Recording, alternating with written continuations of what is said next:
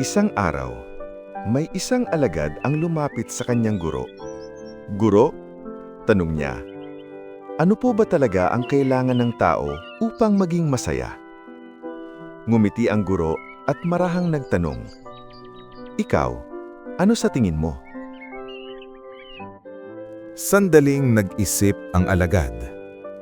Sa palagay ko po, kapag natutugunan ang pangunahing pangangailangan, may pagkain at inumin, may tirahan, may trabaho at may seguridad, doon po nagiging masaya ang tao. Tahimik na ngumiti ang guro. Hindi siya agad sumagot. Sa halip, sinabi niya, "Halika, samahan mo ako." Naglakad sila ng walang imik hanggang sa makarating sa isang lumang pinto. "Buksan mo," utos ng guro. Dahan-dahang binuksan ng alagad ang pinto at bumungad sa kanya ang isang kulungan ng manok. Sa loob nito, maraming manok ang nakakulong sa malalaking hawla. May sapat silang pagkain, may tubig, at may bubong na sumisilong sa kanila. Ngunit kapansin-pansin, halos hindi sila makagalaw. "Anong nakikita mo?" tanong ng guro. "Mga manok po," sagot ng alagad. "May pagkain ba sila?" "Opo." "May tirahan?" "Opo." "Ligtas ba sila?" "Opo, guro. Lubos pong ligtas." Tumahimik sandali ang guro, saka muling nagtanong, "Sa tingin mo, masaya ba sila?" Napatingin ng mabuti ang alagad. Tahimik ang mga manok. Buhay sila, pero tila walang sigla. "Hindi ko po sigurado," sagot niya. Walang sinabi ang guro.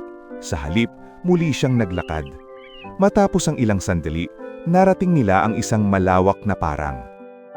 Doon, maraming manok ang malayang gumagala, tumatakbo, tumutuka sa lupa, nagtatakbuhan at nagpapakpak ng kanilang mga pakpak.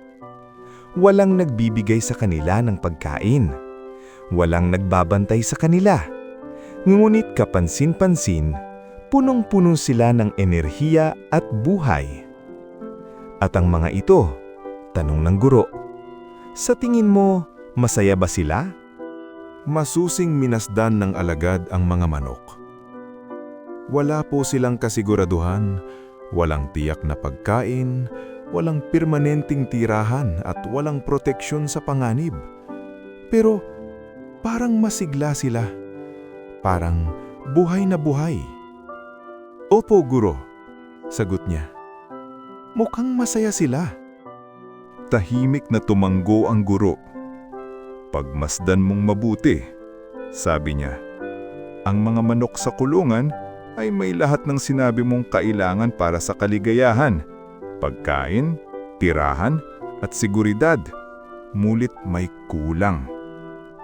At ang mga manok sa labas, may panganib, may hirap, may kawalan ng katiyakan, pero may kalayaan, galaw at tunay na buhay."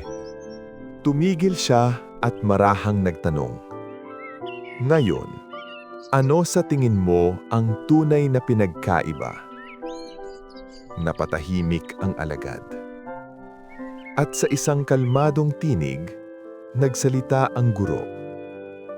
"Anak, ang kaginhawaan ay kayang panatilihin kang buhay.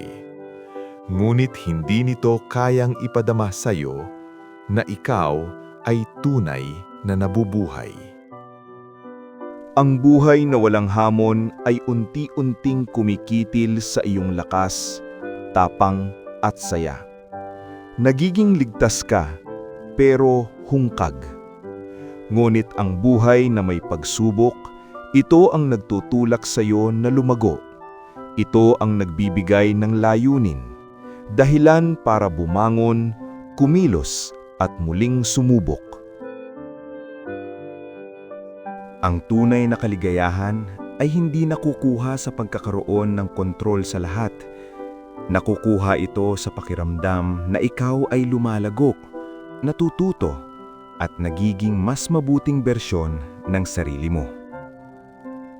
Tahimik na nakinig ang alagad. Nagpatuloy ang guro. Tinanong mo ako kung paano maging masaya. Makinig ka. Huwag mong piliin ang buhay dahil lamang ito ay madali.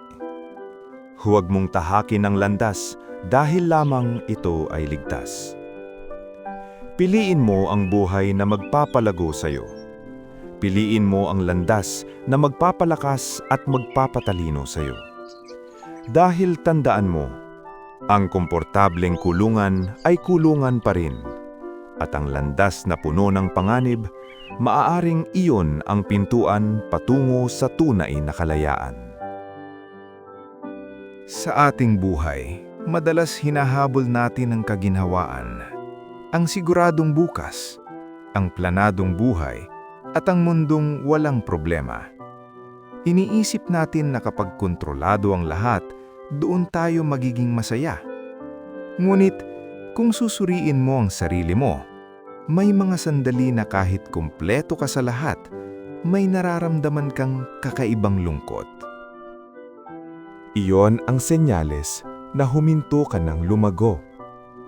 Ang tunay na kaligayahan ay hindi nanggagaling sa kaginhawaan, kundi sa paglago, kalayaan, at tapang na harapin ang hindi tiyak. Kapag lumabas ka sa iyong comfort zone, kapag hinarap mo ang takot, kapag pinili mong sumubok muli, doon mo mararamdaman na ikaw ay tunay na buhay. Sa sarili mo, itanong mo, hindi ba ako ligtas? Kundi, ako ba ay tunay na nabubuhay